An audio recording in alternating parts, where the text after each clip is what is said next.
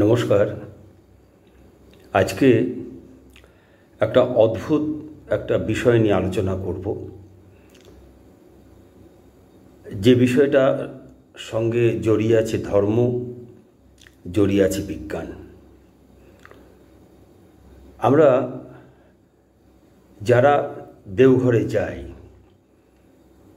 আচার্য দেবের সঙ্গ করি, তারা আমরা সবসময় দেখেছি যে শ্রী শ্রী আচার্যদেব বাবাই দাদা আমাদের সবসময় একটা কথা তিনি বলেন যে যেখানে যুক্তি নেই, লজিক নেই, সেখানে বিশ্বাস করবেন না, সেখানে যাবেন না। এই যা কিছু সব কিছু পিছনে একটা লজিক আছে, তো সেইটার উপর দাঁড়াবার জন্য তিনি আমাদের সব সময় কোনো রকম আজগুবি, কোনো রকম ভরং, কোনো রকম অবাস্তব কোনো কিছু ওপর আমাদের দাঁড়াতে তিনি বারবার নিষেধ করেন। সবসময় আমাদের সেই পথেই পরিচালিত করেন যে পথে গেলে আমরা বিজ্ঞানের সন্ধান পাব। তো ধর্ম প্রতিষ্ঠানে বসে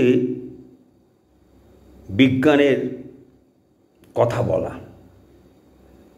তা আসুন আমরা দেখি সেরকম একটা লৌকিক অলৌকিক একটা বিষয় নিয়ে আজকে আমরা আলোচনা করব। আমরা দেখব যে আমাদের চারপাশে যে ঘটনাগুলি ঘটে বা ঘটে চলেছে, সেগুলি কতটা লৌকিক, কতটা অলৌকিক, কতটা আজগুবি, কতটা বিজ্ঞান নির্ভর। তো আসুন, আর তার সঙ্গে আরেকটা কথা বলি, আবার বলি, আপনারা যারা আমার ভিডিও দেখছেন তাদের কাছে আমার অনুরোধ, আপনাদের মূল্যবান মতামত, আপনাদের সহযোগিতা, আপনাদের বাড়িয়ে দেওয়া সাহায্যের হাত আমাকে আরও অনেক অনেক বিষয়ে অনুপ্রাণিত করবে, যে বিষয়গুলি আমি আমার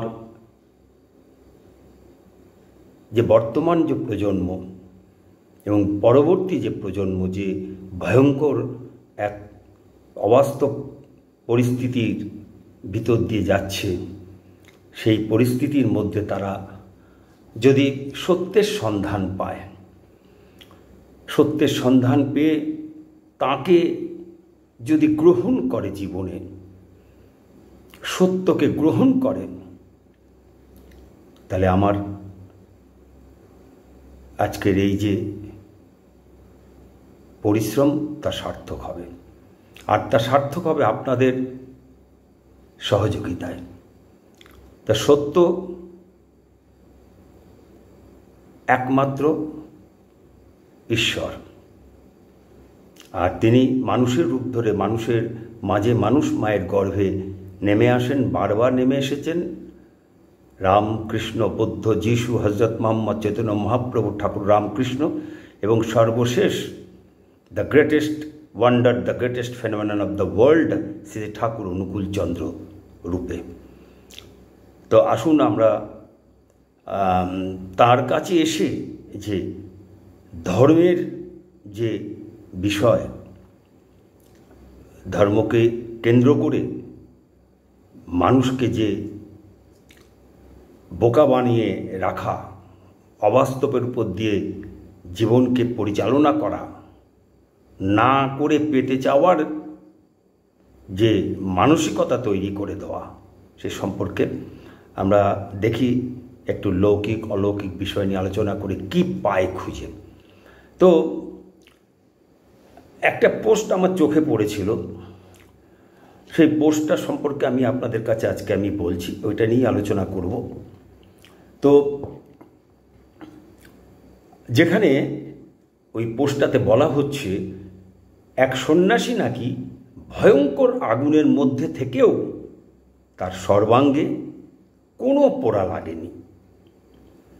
এই দৃশ্য দেখার জন্য নাকি মিডিয়া সেখানে ভিড় করেছিল, আর সেই ঘটনাকে সামনে রেখে শুরু হয়ে গেছে সনাতন ধর্মের মাহাত্ম্য। এ নাকি একমাত্র সনাতনী ধর্মেই সম্ভব, অর্থাৎ আর কোনো ধর্মে সম্ভব নয়। আমার ধর্ম, সনাতন ধর্ম, পৃথিবীর সব ধর্মের সেরা ধর্ম। এইভাবে ধীরে ধীরে ধীরে বিতর্কের সূত্রপাত হয়, তারপর তা ডালপালা ছড়িয়ে বিকৃতির জন্ম দেয়। প্রথমত আমরা যেটা ঠাকুরের কাছ থেকে জানতে পেরেছি যে ধর্ম কখনো বহু নয়, ধর্ম এক। তা দেশ কাল পাত্র ভেদে আলাদা আলাদা হয় না, তা এক ও অভিন্ন। সনাতন মানে যা চিরন্তন, যা শাশ্বত, যা নিত্য, যা চিরস্থায়ী ও অপরিবর্তনীয়। যেমন আকাশে সূর্য, চন্দ্র, তারা, গ্রহ, নক্ষত্র চিরন্তন। যেমন শুক্রাণু ডিম্বাণুর মিলনে আমার যে বায়োলজিক্যাল মেকআপ, জৈবিক সংস্থিতি আমাকে ধরে রেখেছে, তা চিরন্তন ধর্ম, অর্থাৎ সনাতন ধর্ম। তাই সনাতন ধর্ম কি সমগ্র সৃষ্টির মধ্যে শুধু ভারতবর্ষ আর হিন্দুদের ক্ষেত্রে প্রযোজ্য? অন্য দেশের অন্য মতের মানুষের জন্য কি প্রযোজ্য নয়? অন্য মত বললাম এই জন্যে যে ধর্ম কখনো বহু হয় না। The greatest phenomenon of the world Shri Thakur Anukulchandra ধর্ম সম্পর্কে সমস্ত ভুল, অন্ধ, কুসংস্কারাচ্ছন্ন, অবৈজ্ঞানিক ধ্যান ধারণাকে ভেঙে দিয়ে পরিষ্কার, সহজ, সরল করে বললেন, ধর্মকে জানা মানেই বিষয়ের মূল কারণকে জানা, আর তাই জানাই জ্ঞান। যেমন এই যে ঘটনাটা, একজন সন্ন্যাসী ভয়ঙ্কর আগুনের মধ্যে থেকেও তার সর্বাঙ্গে কোনো পোড়া লাগেনি। এটা যদি সত্য হয় তাহলে দেখতে হবে, খুঁজে বের করতে হবে কেন তার গায়ে আগুন লাগা সত্ত্বেও গা পোড়েনি, কেন গায়ে আগুন লাগেনি। এই যে আগুন না লাগা বিষয়টা, এই বিষয়টার মূল কারণ কি আমাকে জানতে হবে। এর পিছনে একটা কারণ আছে, সেই কারণটাকে জানতে পারলেই ধর্মকে জানা হয়ে যাবে। আগুনের ধর্ম জ্বালিয়ে দেওয়া, পুড়িয়ে দেওয়া। আগুনের মধ্যে জ্বালিয়ে দেওয়ার ক্ষমতা, সেই ক্ষমতাটা সে ধরে রেখেছে। ঠিক তেমনি কোন কারণটা শরীরকে ঘিরে ধরে রেখেছে, যার ফলে আগুন সেখানে ব্যর্থ হচ্ছে, সেই কারণটাকে জানতে পারলেই রহস্যের সমাধান হয়ে যাবে। সেই কারণটাকে জানা মানে ধরে রাখাকে জানা, অর্থাৎ ধর্মকে জানা। তাহলে এক্ষেত্রে ধর্ম কি? ধর্ম বা ব্রহ্ম তখনই বুঝতে পারবে যখন অভাব মানুষকে ছোবল মারে। তাই শ্রী ঠাকুর বললেন, অভাবে পরিশ্রান্ত মনই ধর্ম বা ব্রহ্ম জিজ্ঞাসা করে, নতুবা করে না। যখন মানুষ অভাবে ক্লান্ত হয়, বিধ্বস্ত হয়, তখন সে বাঁচবার জন্য আপ্রাণ চেষ্টা করে। ক্লান্ত বিধ্বস্ত অবস্থা থেকে ঘুরে দাঁড়াতে চায়, অভাব কাটিয়ে আবার বাঁচতে চায়, বেড়ে উঠতে চায়। এই যে মানুষের যে চাওয়া, এই যে মানুষের জীবনে যে অভাব আসে, তার কারণ কি? অভাব আসে তার কারণ তার মধ্যে ভাব নেই। মানে নেই, অর্থাৎ নেই ভাব, অভাব। তাই আজ আমাদের ঘরে ঘরে অভাব। আমি কি করে বাঁচব, কি করে বেড়ে উঠব, অর্থাৎ বৃদ্ধি পাবো কি করলে, অভাব বলতে চলতি অর্থে অর্থকষ্ট থেকে, টানাটানি থেকে মুক্ত হব, তা ভাবিনি। তাই যে কর্মই করো না কেন, সেই কর্মের সাথে ভাব করতে হয়, ভাব বিনিময় করতে হয়, সেই কর্ম নিয়ে ভাবতে হয়, সেই কর্মের সাথে সব সময় লেগে থাকতে হয়, কর্মের উপযুক্ত হয়ে উঠতে হয়। ঈশ্বর যেমন সর্বত্র বিদ্যমান, অর্থাৎ সব জায়গায় তার উপস্থিতি আছে, তিনি আছেন সর্বত্র, ঠিক তেমনি আমিও আমার কর্মের সঙ্গে সব সময় বিদ্যমান, অর্থাৎ আমার উপস্থিতি আছে, আমি আছি, সক্রিয়ভাবেই আমি আছি, লেগে আছি, যুক্ত আছি আমার কর্মের সঙ্গে। এই যে বাঁচার আকুল কান্না, প্রাণ চেষ্টা, এই চেষ্টা থেকেই সে কোনো একটা কিছুকে ধরে বাঁচতে চায়, একটা অবলম্বন চায়। ডুবে যাবার সময় একটা খড়কুটো পেলেও তাকে আঁকড়ে ধরে বাঁচতে চায়, আবার উঠে দাঁড়াতে চায়, বেড়ে উঠতে চায় শূন্য থেকে নতুনভাবে। তখন সে নিজে জিজ্ঞেস করে কি ধরে সে বাঁচবে, কেমন করে সে বেড়ে উঠবে। তখন তার মধ্যে ভাবের জন্ম হয়। তখন সে নিজে প্রশ্ন করে, ভাবো ভাবো, ভাবতে থাকো, ভাবতে থাকো, আর কর্মের সাথে ভাব করো, বন্ধুত্ব করো, কর্মের সঙ্গে যুক্ত হও, সব সময় লেগে থাকো। এইভাবেই ধরে থাকা বা ধর্ম এবং বৃদ্ধি পাওয়া বা ব্রহ্ম জিজ্ঞাসা আসে। শ্রী ঠাকুর আরও বললেন, যার উপর বিষয়ের অস্তিত্ব তাই ধর্ম। যতক্ষণ তা জানা যায় নাই ততক্ষণ বিষয়কে ঠিক জানা হয় নাই। যার উপর যা কিছু সব দাঁড়িয়ে আছে তাই ধর্ম, আর তিনি পরম পুরুষ। তাহলে আমরা কি দেখলাম? আমরা যদি একটু আলোচনা করি দেখতে পাবো, যেমন জলের অস্তিত্ব বলতে আমরা বুঝি, অর্থাৎ H2O হলো জলের রাসায়নিক সংকেত, যেখানে দুটি হাইড্রোজেন পরমাণু ও একটি অক্সিজেন পরমাণু নিয়ে জল গঠিত। তাহলে জল, এই বিষয়টার অস্তিত্ব হলো H2O, অর্থাৎ H2O জলকে ধরে আছে। যতক্ষণ H2O জানতে পাচ্ছি না ততক্ষণ জল বিষয়টাকে ঠিক জানতে পাচ্ছি না। এক্ষেত্রে H2O ওপর দাঁড়িয়ে আছে জল, আর H2O হলো জলের ধর্ম। H2O জলকে ধরে আছে, আবার জল তৃষ্ণাও মেটায়। জলের ধর্ম হলো তৃষ্ণা মেটানো। আমার তৃষ্ণা মেটানোকে ধরে রেখেছে ধর্ম। তা কে ধরে রেখেছে? জল ধরে রেখেছে আমার তৃষ্ণাটাকে মেটাবার জন্য। তাই জলকে পানি, ওয়াটার ইত্যাদি যে নামেই অভিহিত করি না কেন, একে ধরে রাখার যে অস্তিত্ব তা ভিন্ন নয়, একটাই অস্তিত্ব, সেটা হচ্ছে H2O আর তৃষ্ণা মেটানো। তাই শ্রী ঠাকুর বললেন, ধর্ম কখনো বহু হয় না, ধর্ম একই, আর তার কোনো প্রকার নেই। মত বহু হতে পারে, এমনকি যত মানুষ তত মত হতে পারে, কিন্তু তাই বলে ধর্ম বহু হতে পারে না। হিন্দু ধর্ম, মুসলমান ধর্ম, খ্রিস্টান ধর্ম, বৌদ্ধ ধর্ম ইত্যাদি কথা আমার মতে ভুল, ঠাকুর বললেন। বরং ও সবগুলি মত, কোনো মতের সঙ্গে কোনো মতের প্রকৃতপক্ষে কোনো বিরোধ নেই। ভাবের বিভিন্নতা, রকমফের, একটাকেই নানা প্রকারে একরকম অনুভব। সব মতই সাধনা বিস্তারের জন্য, তবে তা নানা প্রকারে হতে পারে। আর যতটুকু বিস্তারে যা হয় তাই তার অনুভূতি, জ্ঞান। তাই ধর্ম অনুভূতির ওপর। ধর্ম মানে আজগুবি গাঁজাখুরি গল্প নয়। ধর্ম মানে দর্শন, অর্থাৎ কারণ, অস্তিত্ব, মৌলিক বিধান। ধর্ম আর বিজ্ঞান সমার্থক। তাই বলে philosophy is the science of science. যদি সন্ন্যাসীর কাহিনী সত্য হয় তাহলে দেখতে হবে এর পিছনে কারণ কি আছে। কোনো কিছুই অলৌকিক নয় যতক্ষণ পর্যন্ত এর কারণ পরম যে কারণ, সে কারণ জানা না যাচ্ছে ততক্ষণ তা অলৌকিক। আর যখনই সে কারণ উন্মোচিত হয়, হাতের মুঠোয় চলে আসে, তখনই তা হয় লৌকিক। আর যদি মিথ্যা থাকে তাও ধরা পড়ে, বিজ্ঞানের কাছে ধরা পড়ে যায়। অর্থাৎ বিশেষ জ্ঞানের আলোকে তা ধরা পড়ে, যাকে আমরা ধর্ম বলি। আমরা ধর্ম শব্দের ইংরেজি বলি রিলিজিয়ান। ধর্ম আর রিলিজিয়ান এক কথা নয়। ধর্ম কথার গভীরতা গভীর, বিস্তৃত, অসীম, অনন্ত, যার সঙ্গে ধরে রাখার সম্পর্ক নিহিত আছে। যেমন জলকে ধরে রেখেছে H2O, জলের ধর্ম তৃষ্ণা মেটানো, আগুনের ধর্ম আলো ও তাপ দেওয়া, বরফ ঠান্ডা, আর সেখানে রিলিজিয়ানের মধ্যে পুনরায় লেগে থাকার কথা আছে। ল্যাটিন রেলিগিয়ার অর্থাৎ রি যুক্ত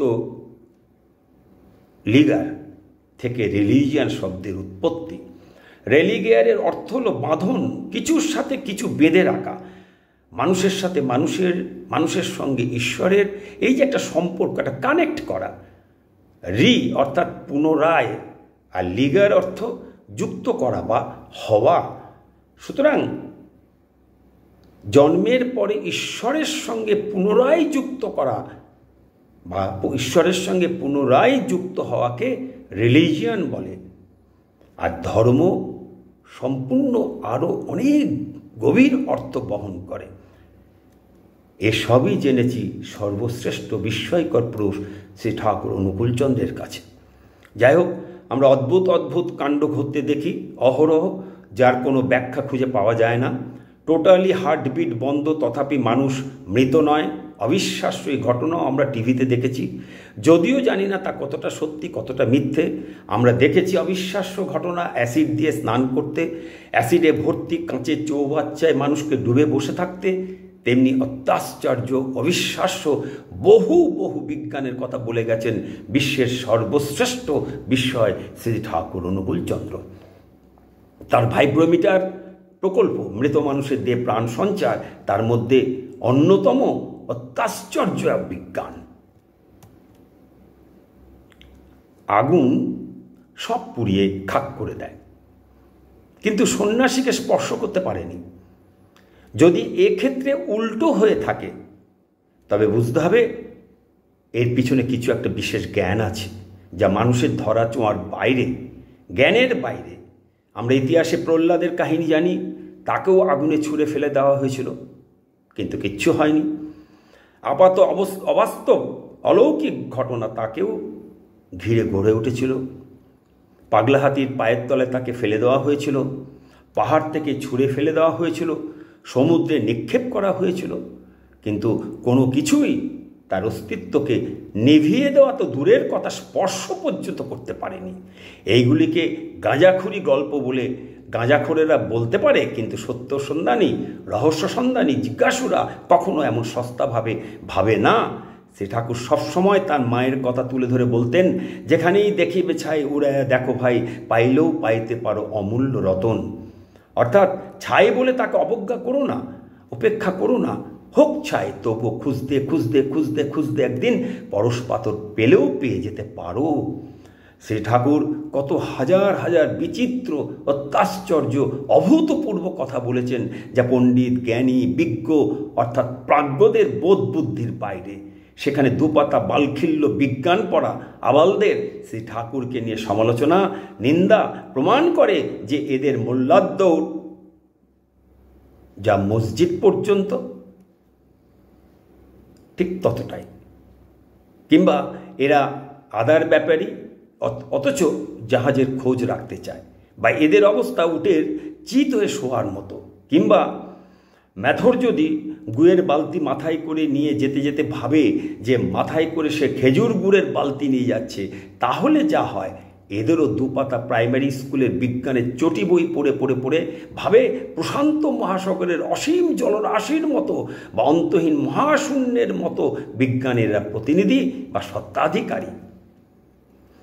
এই যে সন্ন্যাসীর গায়ে আগুনের স্পর্শ না লাগা, সম্পূর্ণরূপে হার্টবিট বন্ধ হয়ে যাওয়া সত্ত্বেও বেঁচে থাকা, অ্যাসিড দিয়ে স্নান করা, অ্যাসিডের চৌবাচ্চায় ডুবে বসে থাকা, শ্রী ঠাকুরের ভাইব্রোমিটার প্রকল্প, যা কিনা মৃত মানুষের দিয়ে প্রাণ সঞ্চার, নিজের শরীর থেকে বেরিয়ে গিয়ে বিভিন্ন জায়গায় নিজের কাজ সেরে আবার নিজের শরীরে প্রবেশ করা, এটা ঠাকুরের ক্ষেত্রে অনেকবার ঘটেছিল।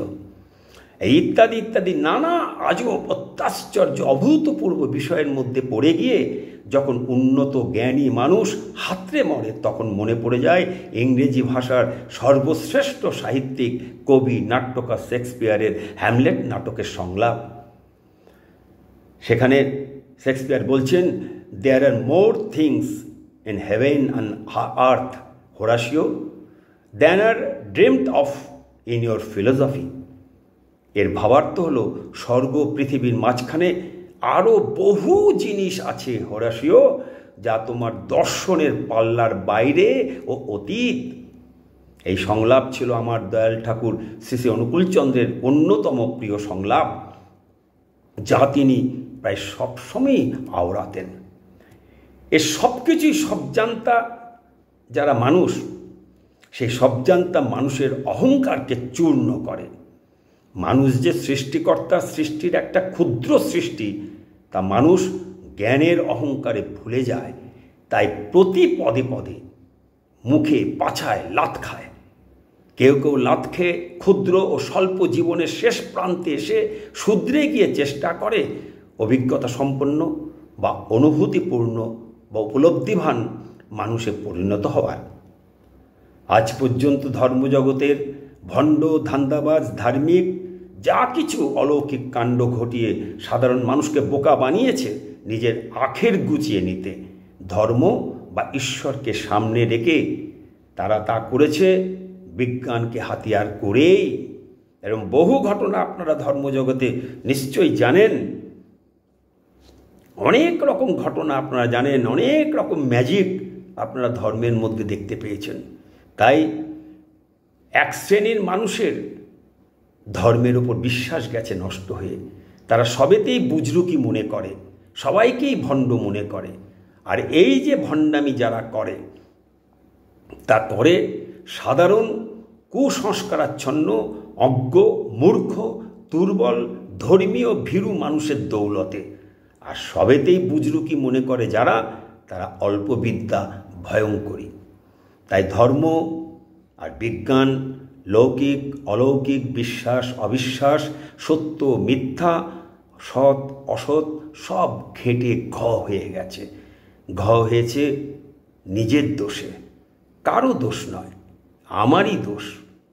কারণ আমি চাইনি আমার অজ্ঞানতার অন্ধকারে বন্ধ থাকা যে দু চোখ, সেই চোখ